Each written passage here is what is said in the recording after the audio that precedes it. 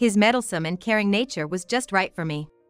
That's what I thought when I married my second husband. Yes, I had been married before, but I lost him too soon. Although I had decided to carefully save the insurance money from my late husband, my current husband decided on his own to use that money to buy a new house as a wedding gift for our eldest son. He told me that if I disagreed, we'd get divorced right away. It was my money after all, so of course I couldn't agree. Yet, I had no choice but to listen to him. The ray of hope in my life came from an unexpected man. My name is Sophia. In my late 20s, I met a man at a company supporting language exchange and married him. My husband was very earnest and trustworthy. I thought he was a wonderful husband I could rely on. He was 2 years older than me, and he had accomplished quite a bit at work. By his early 30s, he had already become a manager, and there were even whispers about him becoming a director. So, I believe he was earning quite well even back then. I supported my hard-working husband, never cutting corners with my household chores. We both wanted kids, and we planned to start trying when his job became a bit less hectic. However, just as his busiest period at work was coming to an end, an unbelievable tragedy struck. I got news that my beloved husband had collapsed suddenly in his office.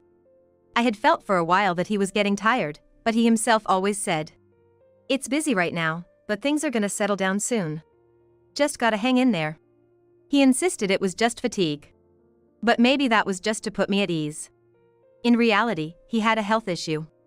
He was immediately taken to the hospital, and I rushed there, but he passed away soon after. Even though we were in different departments, we always talked and were close at home. I couldn't believe that he was gone just 5 years after we started dating. I regretted not noticing his health issues and felt powerless. I was devastated and so shocked that I had to take some time off work. After a few months, I managed to return to work, but I felt like I was just going through the motions. Perhaps my spirits were just constantly down. I became quite sloppy with my household chores. I'd leave things scattered around, even valuable items that should have been locked in a safe were left out in the open. Laundry was left untouched, and I only cleaned if things got really dirty. Perhaps it was a reaction to everything that had happened. The insurance money from my husband was $1 million. He earned a lot, and that money was transferred to me. But honestly, I didn't need that money at all. All I could think about was wanting him to come back to life. I've been able to keep working just to stay alive, but I felt that if I stayed this way, I'd never meet anyone again. But then, a man who brought light into my life appeared.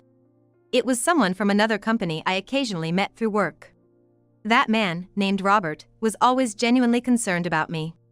Every time we met, he'd go so far as to ask, "What did you eat today? You have to eat properly, you know. If you're up for it, let's go for a delicious steak sometime. You need to keep your strength up. Let me know when you're free. I'd like to make it happen as soon as possible." I must have looked really down for him to say that, but his caring nature made me happy. Gradually, I found myself drawn to him and confessed my feelings. However, he had been married before and had a child. Both of us were of an age where if we started dating, marriage would be on the horizon. He wanted to clarify this with me given his circumstances. He always talked about his eldest son, Michael, saying, "He's the pride and joy I've worked hard to raise." Though he wasn't my child, I believed I could love him because he was Robert's son. The son named Michael already has a fiancée and has moved out of the house. I suggested, "Maybe we could meet once?" and arranged to meet Michael. At first, when our eyes met, Michael seemed hesitant, but it was probably just nerves. Soon after, we engaged in various conversations, and we hit it off pretty quickly. Michael and his wife apparently share the same dream, talking ambitiously about wanting to work globally someday. Hearing such stories, I was deeply moved, and thanks to that, I started dating Robert. Gradually, I realized my spirits were lifting. After dating for about 3 months, we decided to get married. By the time we moved in together, maybe some of my laziness had worn off. However, compared to when I was with my ex-husband, things were still a bit messy. But Robert didn't seem to mind too much. I'd often leave valuables on the table as usual, but he never really said anything about it.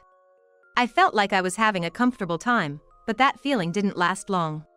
On the contrary, due to my lingering carelessness, I ended up facing some serious troubles. Even after getting married, Robert's overly meddlesome nature continued.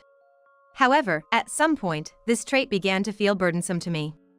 Robert wouldn't usually comment on the minor messiness in household chores, but he would sometimes come home saying, "Hey, Sophia. I bought some cakes today. Make sure to eat a lot. You need to have some sweets once in a while."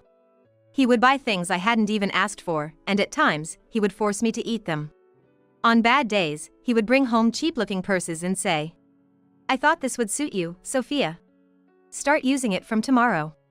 To be frank, I don't think it suits me at all. The style is questionable, and it's not even the shape I prefer.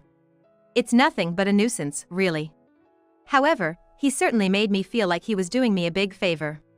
I'd always gratefully accepted his gestures, and now I felt trapped, unable to refuse his help.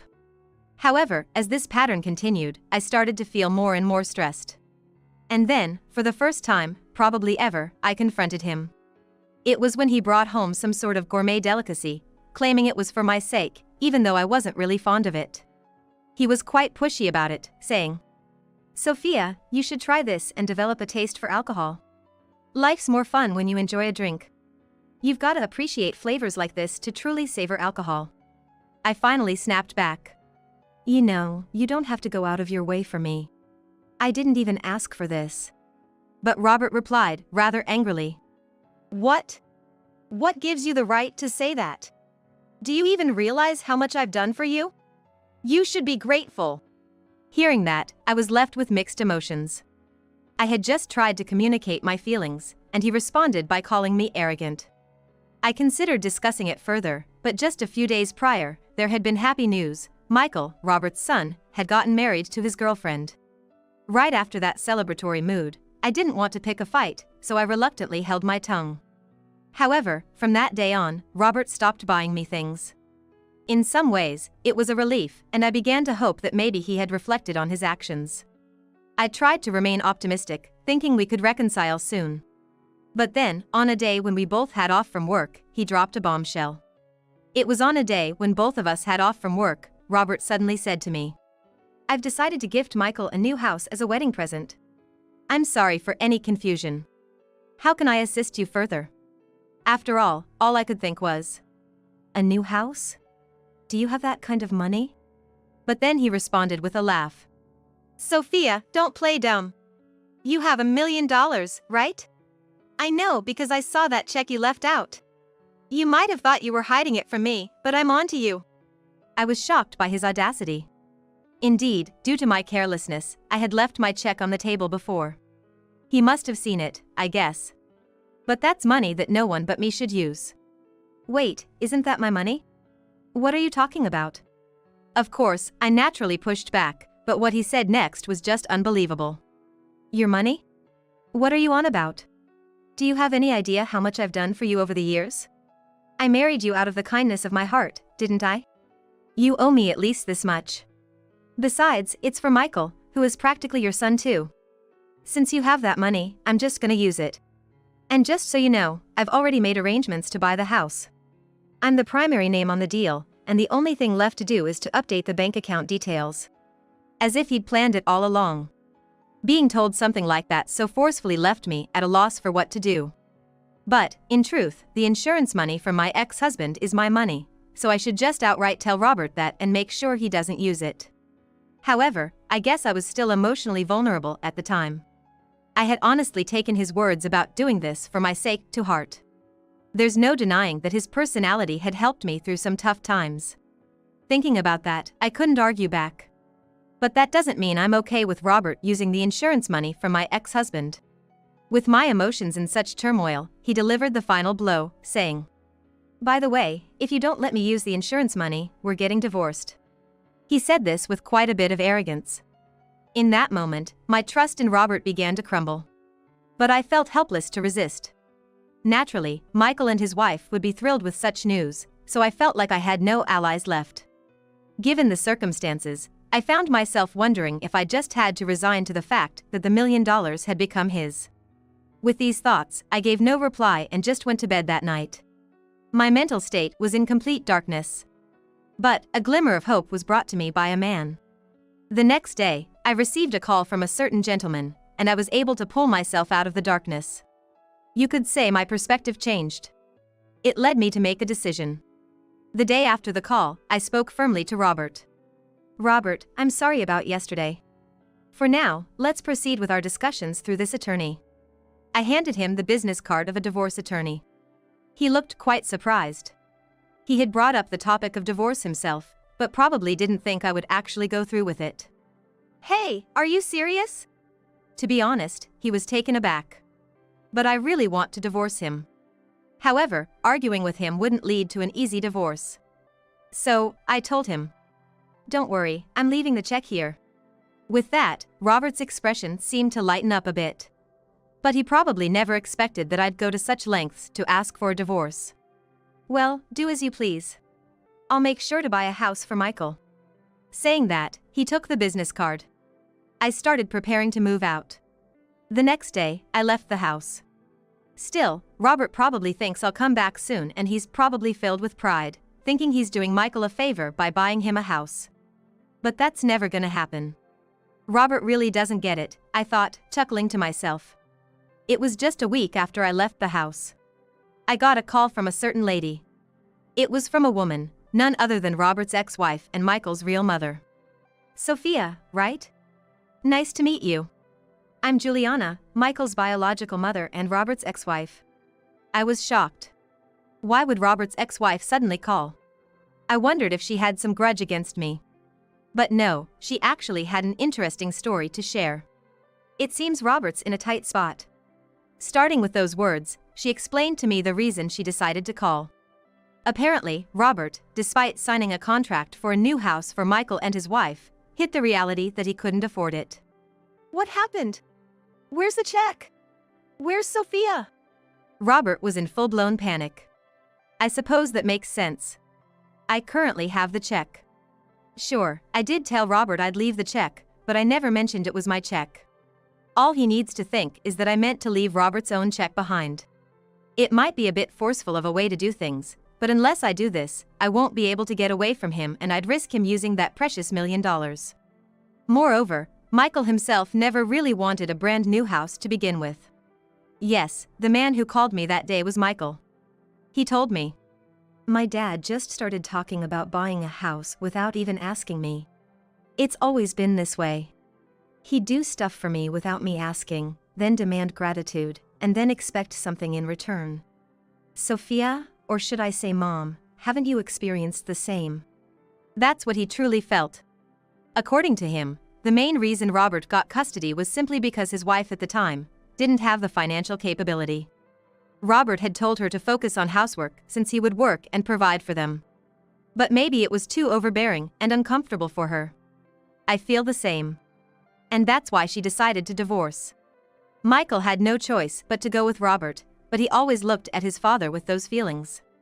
However, after getting a job and getting married, Michael always told Robert about his plans to work and live overseas with his wife. Despite them expressing this, Robert seemed to have stopped them by offering to buy them a new house. Michael and his wife were just fed up, and that's what he confessed to me.